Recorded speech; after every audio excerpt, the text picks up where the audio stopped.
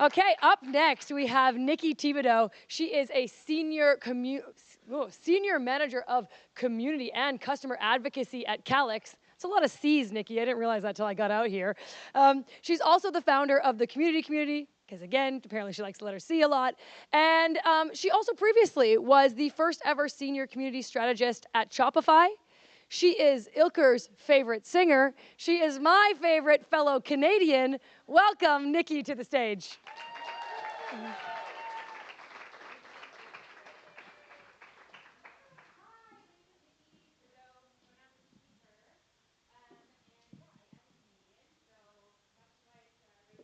I had about 3 hours after Rachel, so it is only 7 a.m. my time, but I have been up since like 3 a.m. my time.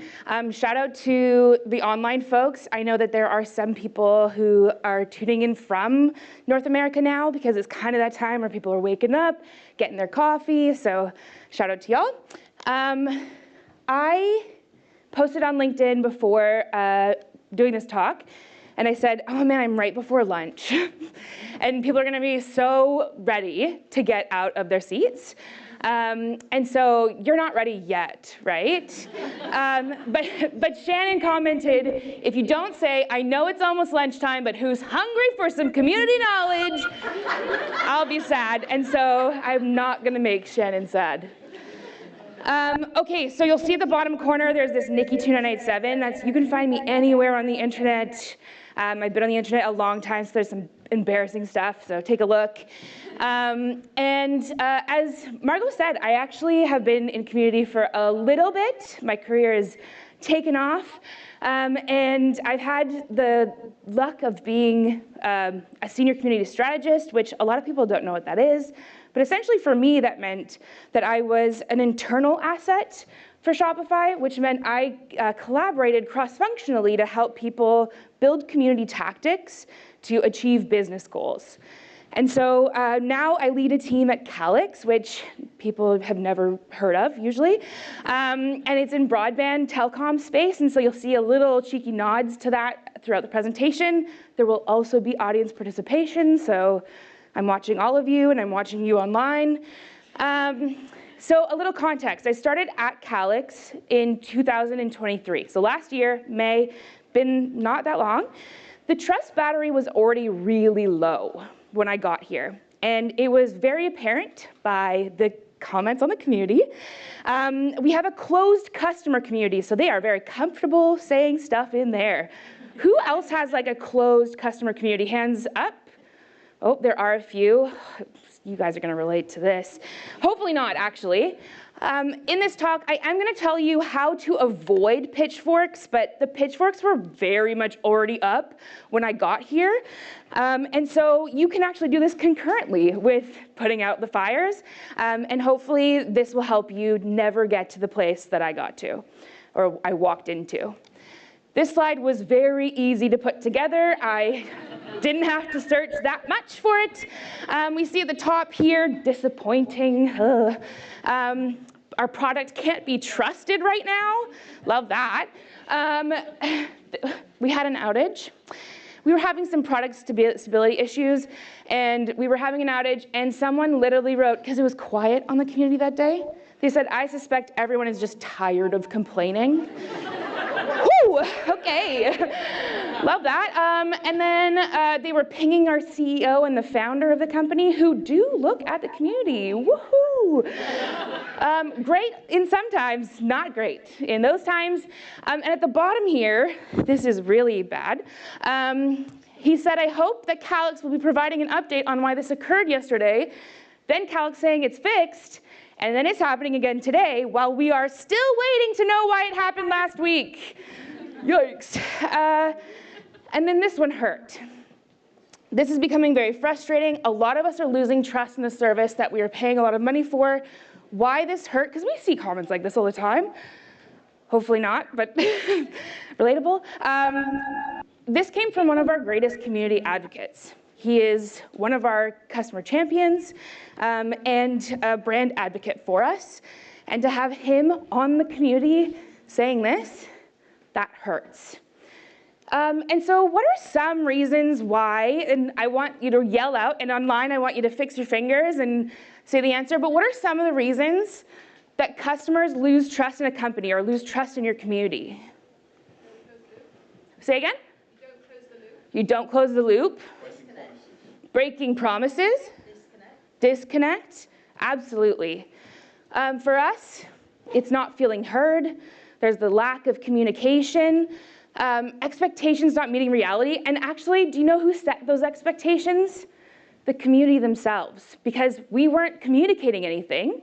And so they made assumptions. Assumptions turn into expectations. And of course, we can't meet those, right? We don't know what they are. And so the problem was, when I got into the community, we were listening to react. We weren't listening to understand, which was detrimental. And what happened was, I was telling you we had some product severity, or product outage issues. And what was the problem was we were communicating with our internal severity level. So we were like, it's a minor issue, no big deal. And they were like, I literally can't get into the product, this is my job, and this is a major affecting issue for me in my role. And so what's really important is listening to understand that it's not about us. It was about the customer. And telling them that this is a minor issue when it is a major impacting issue for them was breaking trust left, right, and center. And so what I'm going to do today is tell you 3 steps. You know, we all know that thing about steps where it's like, sure, there's 3 listed on here, but there's like a million sub-steps, but I only have 20 minutes, so balance, right?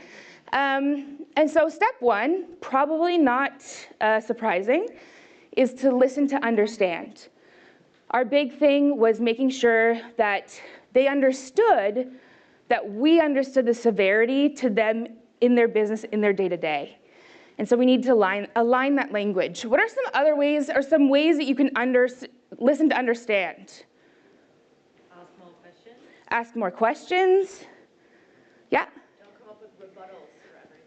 Oh, that's huge. One of my favorite ways to listen to understand is setting up those like one-on-one interviews. At Calix, what we did, we have our customer advocacy boards, we have focus group sessions, we had one-on-ones, and that's the biggest point. Don't come in with the answer because you're listening to understand them. So once you've gathered all of that information, step 2 is to repeat back what you've heard. You have to do this publicly. Do you remember that comment that was made that said, I suspect people are tired of complaining?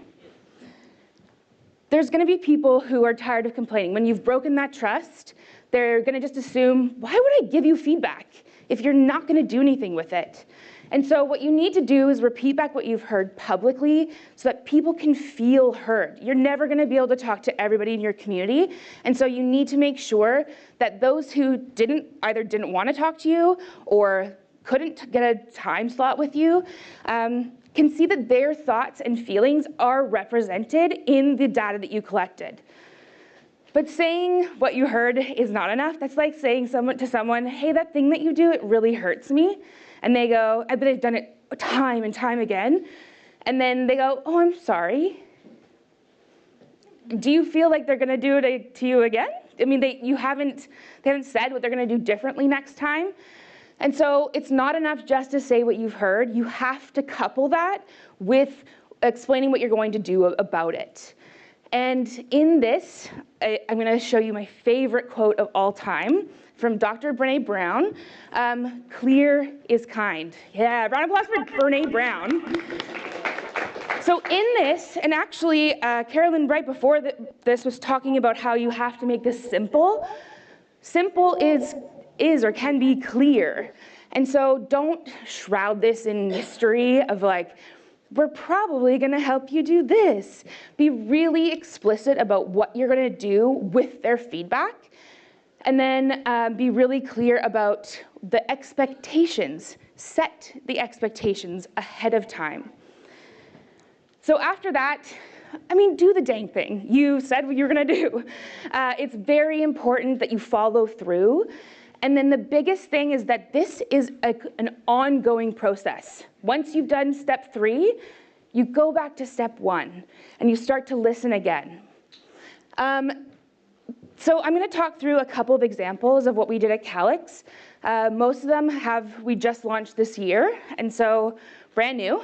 The biggest thing was we needed to go and start to listen. And we had to acknowledge that we had broken their trust. And so we did not muck around with that step. Step 2, we had an all-customer call where we pulled senior executives. It was actually, Michelle was talking about how it's really important to find that senior buy-in. So my senior buy-in is the Chief Customer Officer. I'm so lucky. John Droscher gets it.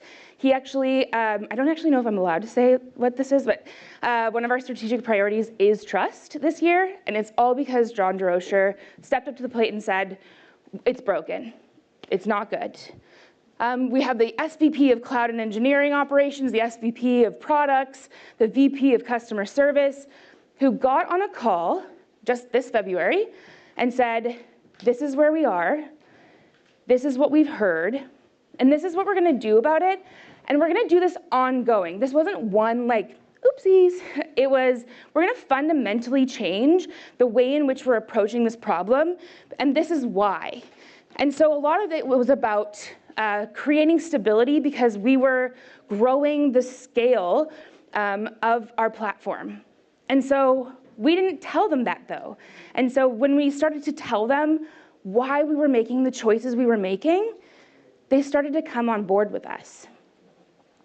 A couple of other things we had to address right away was that incident process, the way we communicated it, the language we used, and we actually built this process in lockstep with our customers. What do you need to know? When do you need to know it? What is important? What kind of structure of messaging do you need? And we actually have multiple ways for them to get this information. There are people who love a trust site, so we have trust.calix.com. We actually have a lot of folks, I work in broadband, and so there are a lot of folks who are actually out in the field, and they are not checking their email, but they will get a text message, and so they can opt into SMS. Understand what they need and follow through. And then of course my favorite, and your favorite too, a group on the community. And so they can go, they can subscribe to that group, they can get notifications to their email, and then they can also bookmark the post and get follow-ups if that thing pertains to them. And so there are multiple ways for them to get informed. And the other thing I want to mention is I didn't do this. I lifted my hand and said, let me help you build the process. As community professionals, we are the voice of the customer. We have the in. Feedback on the community is sometimes scary, but such a gift that we can give back to the company and help them create these processes that are going to make for better experiences on our community for our customers. And so next is Champions Cash. Champions Cash, we call our community members all champions. And we set up this customer listening program. The intention of this program is to have as little Calix representation on the call as possible. This is all about gaining customer feedback. This is one of our listen to understand moments. We'll come with something that we are looking to build or looking to deliver, and we'll get their feedback on it. And they actually just get to, it's a small group. We always have less than 10 people in the room. And we always get them to brainstorm around what we're trying to do. And so we can build with them in mind. The last thing that I want to talk about today is the proactive program that we built, and I did build that. Thank you, thank you. I have a wonderful team. I'm very, very lucky to actually have a team. I know a lot of us, I've worked in those spaces where we don't have a team and we are the sole Swiss Army knife, just trying our best, and probably killing it, by the way, sole people out there. CLI sessions, you can tell I work in broadband and networking and stuff. CLI, it's not command line interface in community, it is connect, learn, innovate.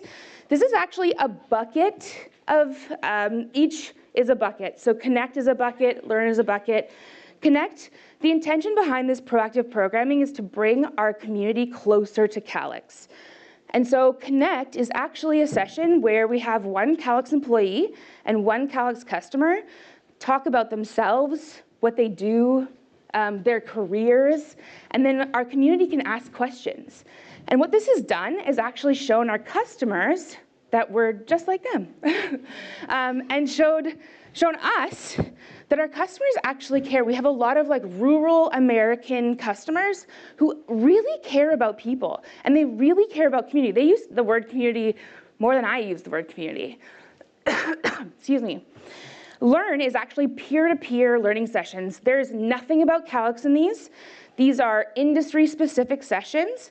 It's really important as you're trying to build trust to host a space for your community. Because one thing we know about community building is that it's hard work. And so if we can do that work for our customers or for our community members, then we're kind of the hero at the end of the day. And even though we didn't have to prepare the content, hosting the space means earns us lots of points. The last one is innovate. This one is Calix specific. We bring in customers who have utilized our product to grow their business in innovative ways to teach. It's still a peer-to-peer learning session, but it is very explicitly, clear as kind, very explicitly about Calix. And what this has actually helped us do is turn around the narrative that our product is bad. And so we've been able to talk more about how good our product is and the good that our product does. And I cannot believe this, but I actually do have time for questions. If you want to take a picture, please go ahead. Also, just a reminder to tag me when you post online. And a huge reminder, listen to understand. Big step, take your time there. Repeat back what you've heard publicly. Explain what you're going to do about it. Follow through. Do the dang thing you said you were going to do, and then go right back to step one. One of my favorite things about Champions Cash is it launched in January, and we had a session. Our first session was about something that we were going to launch later in the year. It launched in May, and our Champions Cash session in June was about the next piece.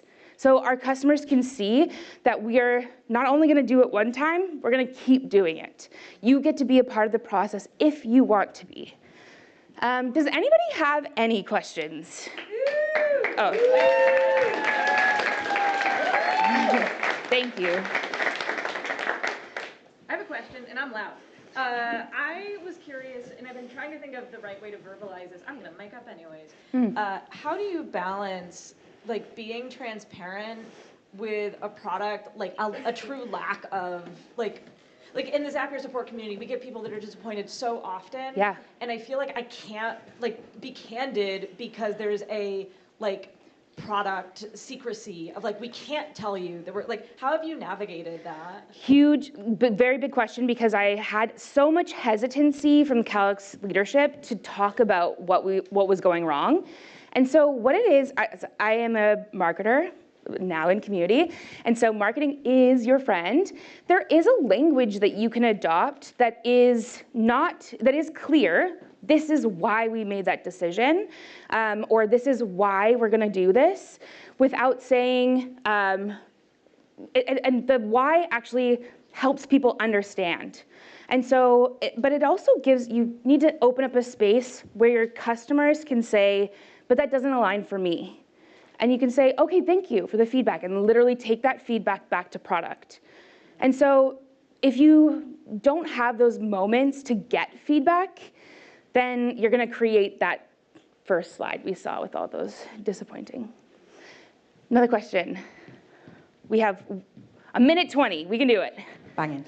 Hi, thanks so much, it was amazing. Thanks. So I'd love to know, obviously this is super great information that you're collecting, and as in my experience as well, the rest of the company want to know, right? Yes. I kind of think about the proximity we have to customers or users and whoever else, everyone's really intrigued by. So I'd love to know how you took the rest of the business along with you and how you communicated everything, all your learnings. And then second part, if you don't mind, is, right, there's people that have to actually solve some of these issues, so that whether it's the tech department or whoever else, how do you prep them, right, to know it's go time? When we get this coming through, right, it's go time. We want to go back to these customers and say, we heard you and we answered you, so. Yeah. So to answer your first question, I actually, so when I first got to the company, I took a moment to create a splash so that people were like, oh shit. So we had a leadership conference. We were all in the room together. We had a chance to ask our C-suite questions. And I said, what are we doing? I read a comment from the community that was spicy. We were in an active outage at the time. And I said, what are we doing with this? We were lacking trust.